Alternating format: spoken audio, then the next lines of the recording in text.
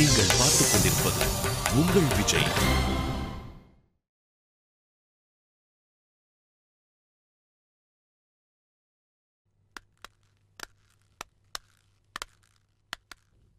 என்னம்மா, என்ன சொல்றான் உங்க அப்ப?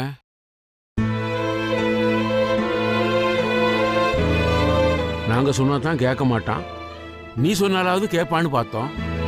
ஆனா உங்ககிட்டயும் இப்படி பிடிவாதமா தான் இருப்பான்னு நான் நினைக்கலம்மா. ஜனனி, மாமா எதுவுமே பேசலையா? இல்ல, நான் சொல்ல வேண்டியதெல்லாம் சொல்லிட்டேன். அதுக்கப்புறம் எல்லாமே அவர் கையில தான் இருக்கு. விடுமா, என்ன நடக்கணும்னு விதி இருக்கோ அது அப்படிதான் நடக்கும்.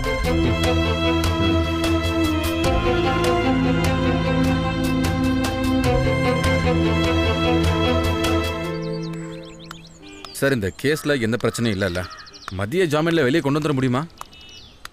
நீங்க கொடுத்த எவிடன்ஸ், நான் கலெக்ட் பண்ண எவிடன்ஸ், இதெல்லாம் வச்சு கோர்ட்ல அப்பீல் பண்ணா கண்டிப்பா மதிக்கு ஜாமீன் வாங்கிடலாம். மர்டரான குணா சைட்லேருந்து யாரும் ஆஜராகலையா? அது எப்படி ஆஜராகாமல் இருப்பாங்களா? அவங்க சைட்ல இருந்து யாரோ கலையரசன் ஒருத்தர் தான் ஆஜராகிறார் போல. நேற்று கூட எனக்கு ஃபோன் பண்ணி ஒரு சில டீட்டெயில்ஸ் கிடைக்குமான்னு கேட்டார். என்ன டீட்டெயில்ஸ் கேட்டார்? நீங்கள் என்ன சொன்னீங்க? ரிலாக்ஸ் ரிலாக்ஸ், நீங்கள் பயப்படுற மாதிரி அவர் ஒன்றுமே கேட்கல. ஜஸ்ட் ஒரு ஃபார்மாலிட்டிக்காக தான் ஃபோன் பண்ணார், அவ்வளவுதான். அதுவும் இல்லாமல் நடந்த உண்மையான விஷயம் எதுவுமே அவங்களுக்கு தெரியாதுங்கிறத அவங்ககிட்ட பேசினதுலேருந்தே நான் புரிஞ்சுக்கிட்டேன். இல்லை, அந்த ஆப்போசிட் லாயர் மதி தான் மர்டர் பண்ணதுன்னு நினச்சிட்டு இருக்காரா? நினச்சிட்டு இருக்கிறது மட்டும் இல்லை, மதிக்கு எப்படியாவது இந்த கேஸில் தண்டனை வாங்கி கொடுத்து ஜெயிலுக்கு அனுப்பியே ஆகணுங்கிற முடிவோடு தான் ஆஜராக போகிறாங்க. இல்லை, அப்போது மதி ஜனனியை காப்பாற்றுறதுக்காக தான் சரண்டர் ஆகிருக்காருன்னு சுசிதா அந்த கொலை பண்ணாங்கன்ற விஷயம்லாம் கோர்ட்டுக்கு தெரிஞ்சிடாதுல்ல? கண்டிப்பாக தெரியாது. ஏன்னா போலீஸோட டார்ச்சர் தாங்க முடியாமல் தான் பண்ணாத கொலையை பண்ணதா போய் சொல்லி சரண்டர் ஆகிருக்கிறார் மதி அப்படின்னு தானே நம்ம கேஸ் போட்டிருக்கோம். அதனால் இந்த கொலையை விசாரித்தது யாருன்னு கேட்டு ஜட்ஜு உங்களை சில கேள்விகள் கேட்பார். அதுக்கு நீங்கள் உண்மையான குற்றவாளியை கண்டுபிடிக்க தான் அவங்கள இவ்வளோ ஹார்ஸாக விசாரிக்க வேண்டியதாகிடுச்சு அப்படின்னு மட்டும் சொன்னால் போதும். ஏன் அதை நான் ஜட்ஜு கேட்கும்போது சொல்லிடுறேன். இதுக்காக கோர்ட் உங்கள் மேலே எந்த ஆக்ஷன் வேணாலும் எடுக்கலாம். ஏன்னா விசாரணைங்கிற பேரில் பப்ளிக்கை டார்ச்சர் பண்ணுறதும் தப்பு தான்னு லா சொல்லுது. அந்த ஜட்ஜு கண்டிப்பாக எதனா சொல்லுவார். I understand sir, that's okay. என்னை பற்றி கவலைப்படாதீங்க, நான் பார்த்துக்கிறேன். மதியம் எப்படியாவது ஜாமீனில் வெளியே எடுக்கணும், அதான் முக்கியம். மதிய ஜாமீனில் எடுக்கிறது எனக்கு ஒரு பெரிய பிரச்சனையே இல்லை. ஏன்னா எல்லா எவிடன்ஸும் நமக்கு சாதகமாக தானே இருக்குது. ஓகே, நீங்கள் எதுக்கு பயப்படுறீங்கன்னு புரியுது. ஒருவேளை மதி கோர்ட்டில் வந்து நான் தான் கொலை பண்ணேன்னு சொல்லுவார்னு பயப்படுறீங்கல்ல? எஸ், மதி எதுவும் சொல்லாத வரைக்கும் பிரச்சனை இல்லை. நீங்கள் இதை பற்றி ஒன்றும் கவலைப்படாதீங்க சார். மதி கோர்ட்டில் ஒன்றும் சொல்ல மாட்டார். அப்புறம் என்ன, மதிக்கு ஈஸியாக ஜாமீன் வாங்கிடலாம். சார், நீங்கள் இந்த ஆப்போசிட் லாயர்கிட்ட எதுக்கும் கொஞ்சம் ஜாக்கிரதையாகவே இருங்க. ஏன்னா ஒன்றும் தெரியாத மாதிரி நம்மகிட்ட பேசிட்டு வேற ஏதாவது ஒன்று ப்ளே பண்ணலாம் இல்லையா? அதெல்லாம் நான் பார்த்துக்கிறேன், யூ டோன்ட் வரி. ஓகே, நான் உள்ள கோர்ட் ஃபார்மாலிட்டிஸ்லாம் பார்த்துட்டு இருக்கேன். பட் நீங்கள் மதியை கூட்டிகிட்டு வந்துடுங்க. ஓகே.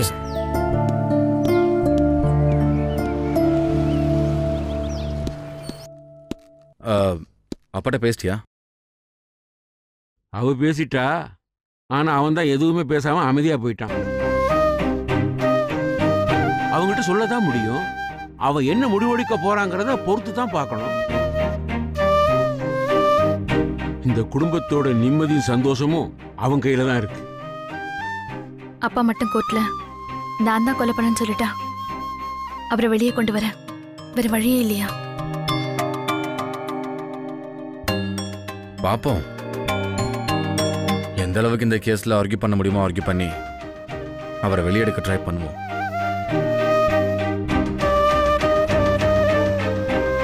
ஆனா கான்ஃபிடென்ட்டா அந்த கேஸ்ல இருந்து அப்பா வெளியே கொண்டு வரதுங்கிறது கொஞ்சம் டவுட் தான்.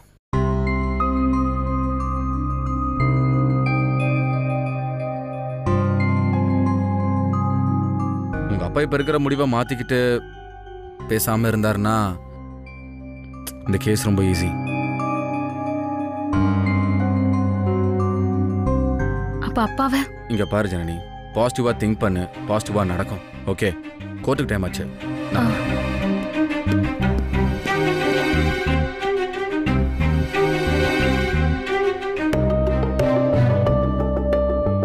கேஸ் நம்பர் 16 குணா கொலை வழக்கு. குற்றவாளி மதி. மதி மதி மதி.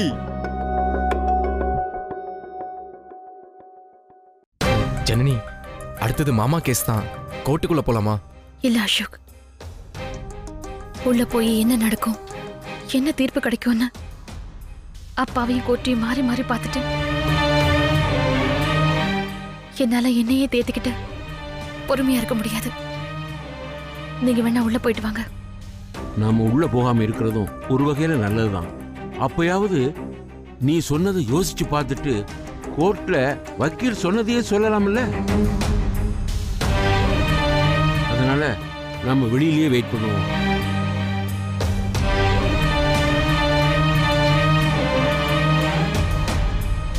எல்லாரும் பொருள் பத்திரமா வச்சிருக்கீங்களாடா? வச்சிருக்கோண்ணே. இருக்குண்ணே. கிளம்புங்க. சரிண்ணே. சரிண்ணா. வரோம்.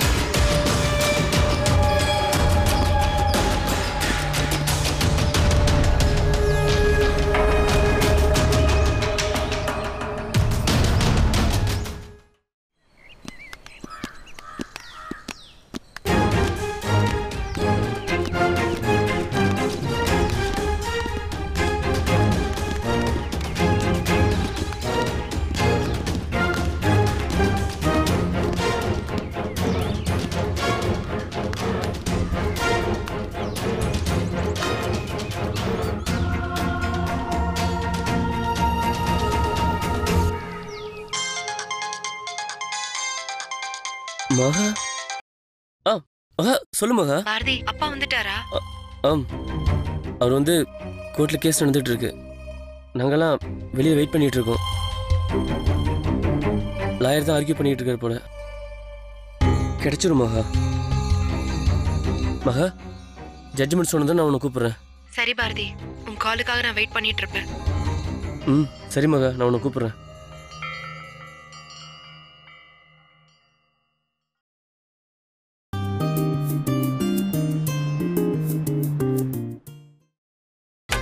நீங்கள் பார்த்துக் கொண்டிருப்பது உங்கள் விஜய்.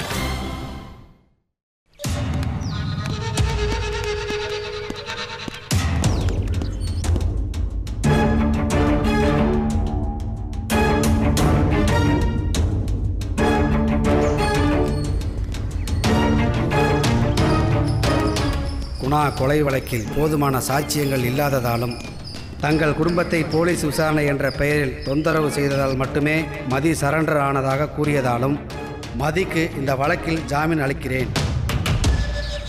மேலும் உண்மையான குற்றவாளிகளை உடனடியாக பிடிக்குமாறு காவல்துறைக்கு உத்தரவிடுகிறேன்.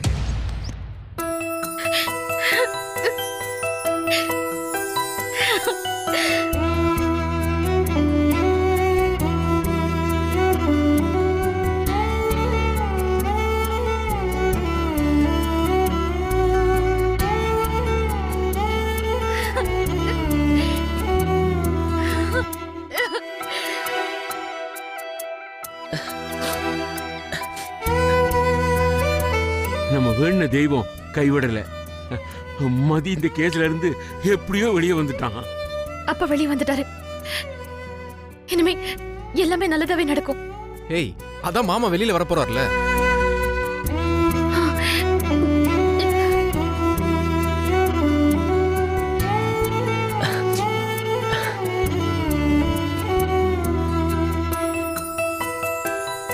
மகா, மாமாவுக்கு ஜாமீன் கொடுத்துட்டாங்க. அப்படியே பாரதி? ஆமா மகா. ஏய், மாமாவுக்காக எல்லாம் வெயிட் பண்ணிட்டு இருக்கோம். ஏய், மாமா வந்தோடனே வீட்டுக்கு கூட்டு வந்துடுறோம். ஏய், சரி பாரதி, வந்துடுறோம் மகா. சீக்கிரம் வாங்க. ஓகே மகா.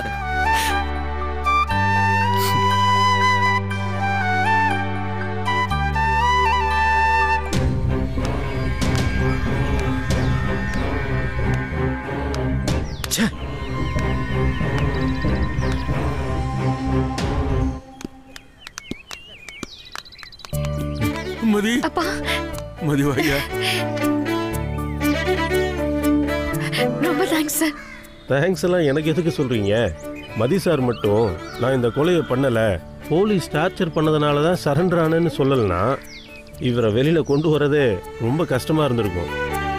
ரொம்ப தேங்க்ஸ் சார். நீங்கள் உண்மையிலேயே தேங்க்ஸ் சொல்லணும்னு நினச்சிங்கன்னா அதை ஸ்ரீக்கு சொல்லுங்கள். அவர் தான் இந்த கேஸில் எங்களுக்கு நிறைய ஹெல்ப் பண்ணார். அவர் இல்லைனாலும் மதியை நிச்சயமாக இந்த கேஸ்லேருந்து வெளியில் கொண்டு வந்திருக்க முடியாது. ரொம்ப தேங்க்ஸ். It's okay. அப்பா, இப்பதான் எனக்கு சந்தோஷமா இருக்கு. நீங்க எங்க கோர்ட்ல ஏதாவது போய் சொல்லி எங்களை காலம் முழுக்க கவலைப்பட வச்சிருவீங்களோன்னு பயந்துகிட்டே இருந்தேன். இல்லைம்மா, இப்போவும் கொஞ்சம் உறுத்தலாதமா இருக்கு. ஐயோ, திரும்பவும் பழைய கதையை ஆரம்பிச்சிட்டியா? முடிஞ்சது முடிஞ்சதாவே இருக்கட்டுமே. இனி நல்லதையும் யோசிப்போம், நல்லதே நடக்கட்டும். சார், இதுக்கு மேலே இதை பற்றி ஒன்றும் பேச வேண்டாம். மாமா வீட்டுக்கு கூட்டு போங்க. எதுவாக இருந்தாலும் வீட்டில் வச்சு பேசிக்கலாம். சரிங்களா? சரி மாப்பிள்ள, சரி வாங்க வீட்டுக்கு போகலாம்.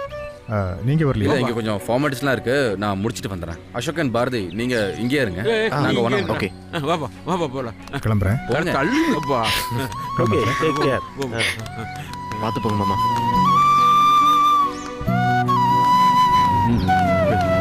கார் சாவி கொடுமா. இந்தாங்கப்பா.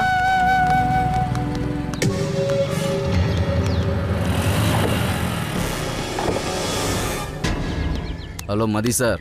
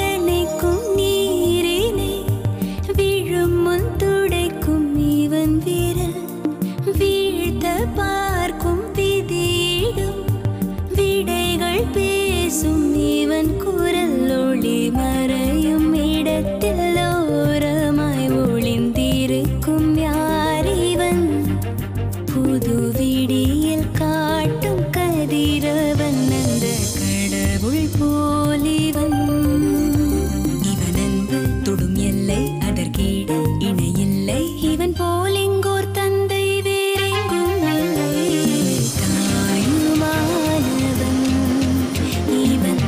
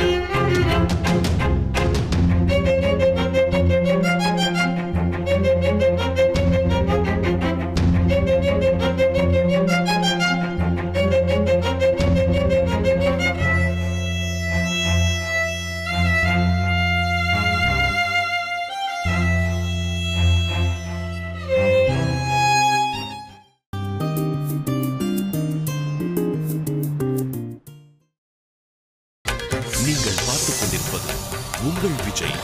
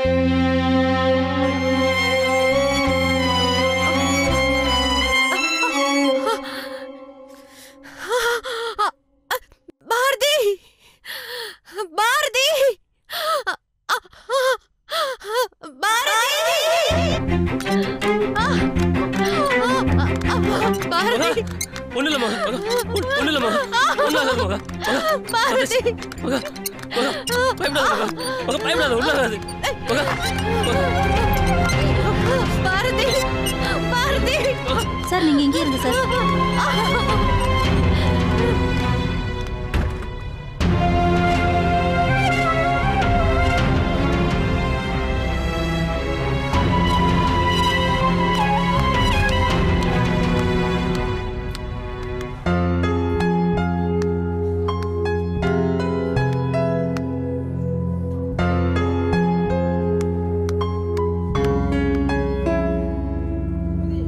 ஹலோ இந்திரா, நீ எங்க இருக்க? காலேஜ்ல மாம்ஸ். மகாவுக்கு வலி வந்து ஹாஸ்பிட்டல் அட்மிட் பண்ணிருக்கேன். மாம்ஸ் நீ உடனே கிளம்பி நம்ம ரெகுலரா செக் பண்ணுமே ஹாஸ்பிட்டல், அங்க வந்துரு. இதோ வந்துறியா? உடனே வர மாம்ஸ். சீக்கிரம் வந்துரு. மகாவோட அட்டெண்டர் நீங்க தானே? ஆமா டாக்டர். ஸ்கேன் பண்ணி பார்த்ததுல குழந்தை வயித்துல திரும்பி இருக்கு. அது மட்டும் இல்லாம டெலிவரி டைமுக்கு முன்னாடியே அவங்களுக்கு வலி வந்ததுனால கொஞ்சம் கிரிட்டிக்கல் தான். நார்மல் டெலிவரிக்கு சான்சஸ் இல்லை. ஆப்ரேஷன் பண்ணி தான் குழந்தைய எடுக்கணும். நர்ஸ், இவர்கிட்ட ஆப்ரேஷன் ஃபார்ம்ல சைன் வாங்கிட்டு ஆப்ரேஷன் தியேட்டர் ரெடி பண்ணிடுங்க. Okay doctor. சரி. Okay doctor. சார், இந்த ஃபார்ம்ல ஒரு கையெழுத்து போடுங்க. இங்கேதான். ஆப்ரேஷனுக்கான பணத்தை நீங்க கவுண்டர்ல கட்டிடுங்க. Thanks sister.